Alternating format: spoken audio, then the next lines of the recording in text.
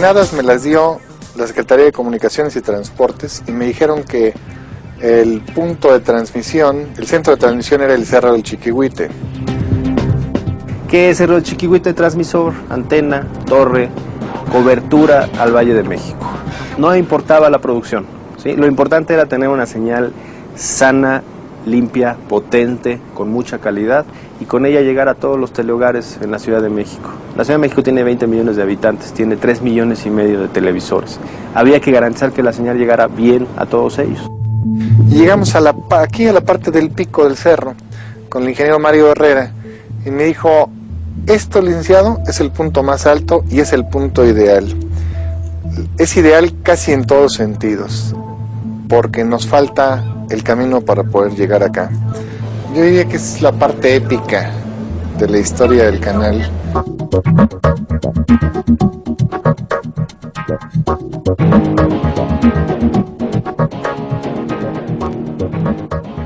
Mandamos a hacer un estudio vía satélite en el cual pedíamos a una empresa inglesa se hiciera una predicción del área de servicio. Es uno de estos satélites que se les llaman de órbita baja, que alcanzan con una cámara prácticamente a tomar 3 metros cuadrados de piso. Eso es impresionante, ¿no? Entonces mandamos a sacar una serie de fotografías para delimitar exactamente cuál esperábamos que fuera nuestra cobertura.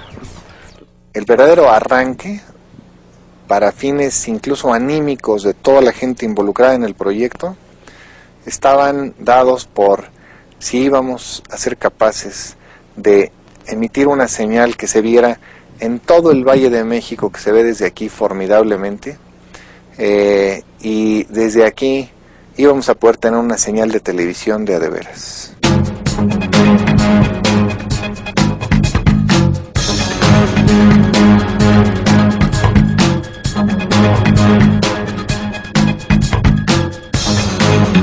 ¿Cómo era la torre? ¿Cómo era la guía de onda? ¿Cómo era el transmisor?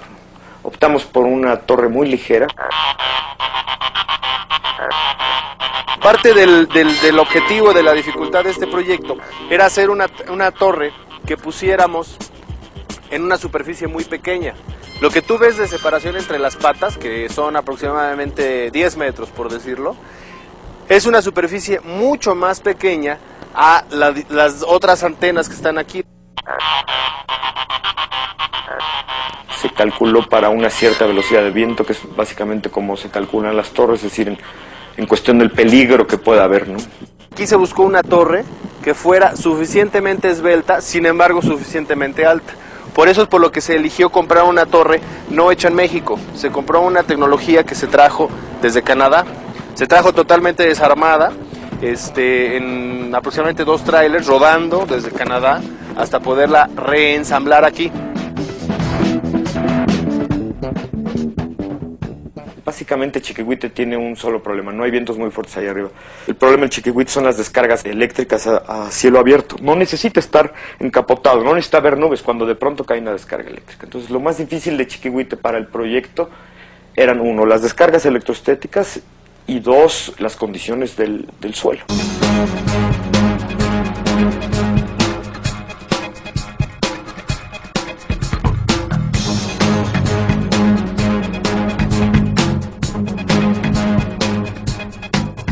Estaban invitando los ingenieros a que me subiera a darle la bendición a la nena, al bebé, como le decía en ese entonces el jefe de ingenieros, y me subieron por el Malacate, y es una de las experiencias más espantosas que he tenido en mi vida, el estar ahí arriba y ver para abajo y decir, ah, caray, o sea, aquí sí no lo cuento.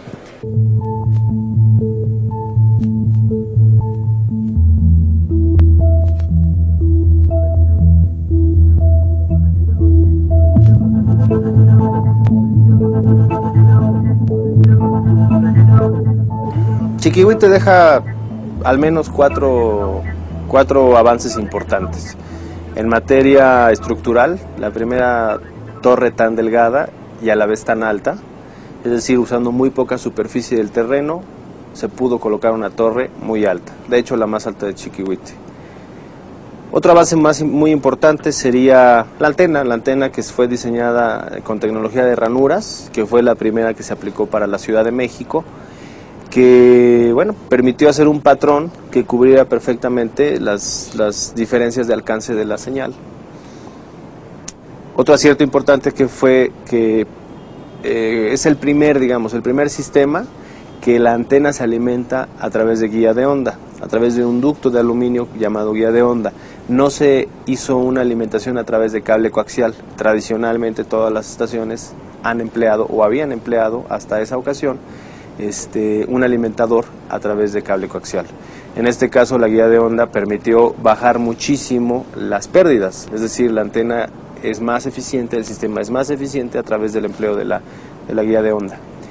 Y bueno, sobre todo lo que más hay que destacar, uno de los retos, yo creo que el más fuerte en materia tecnológica, fue el empleo de la tecnología IoT.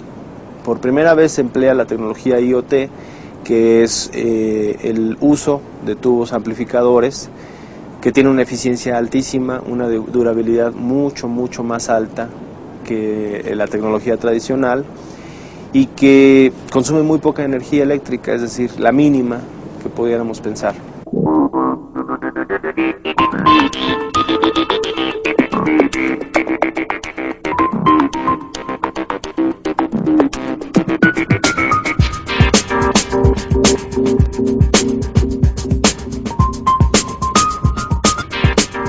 Cuando nosotros empezamos en 1995, la televisión mexicana, sobre todo por lo que toca a la televisión informativa, tergiversaba la información, adulteraba la información, pervertía la información. ¿Dónde ha estado verdaderamente esa diferencia? En ir a las raíces fundamentales de la narración periodística televisiva, presentar las cosas lo más apegado a lo que son. Si me dijeran cuál es la gran diferencia del Canal 40 en estos 5 o 6 años, yo diría, es eso, respetar la información, no pervertirla, no tergiversarla.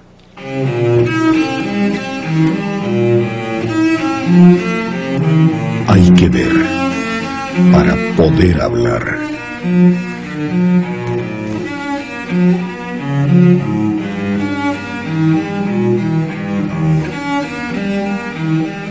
Uno es lo que ve. Es muy difícil para cualquier canal tener el 100% de su producción propia. Tenemos que adquirir materiales. Sin embargo, específicamente para este tipo de programas, tenemos un área especialmente dedicada a la producción de eventos y de programas especiales. Y en el área científica estamos haciendo coproducciones con la Universidad Nacional Autónoma de México, que tiene todos los fundamentos, todo el apoyo tecnológico de conocimiento para los temas que a nosotros nos interesan.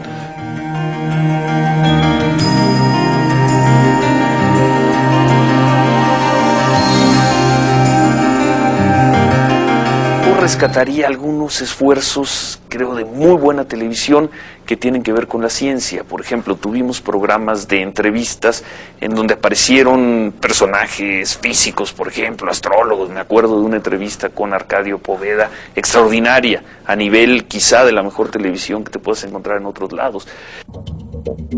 Eran tiempos en los que apenas se iniciaba la ciencia moderna en nuestro país. Yo sentía que México tendría que tener ciencia, que México no se podía quedar al margen de la ciencia. Si nosotros logramos con contenidos de relevancia y con excelencia en la producción captar un número enorme de televidentes, ir ganando en la participación de la audiencia, entonces vamos a lograr realmente el propósito original de hacer una televisión verdaderamente importante para la sociedad.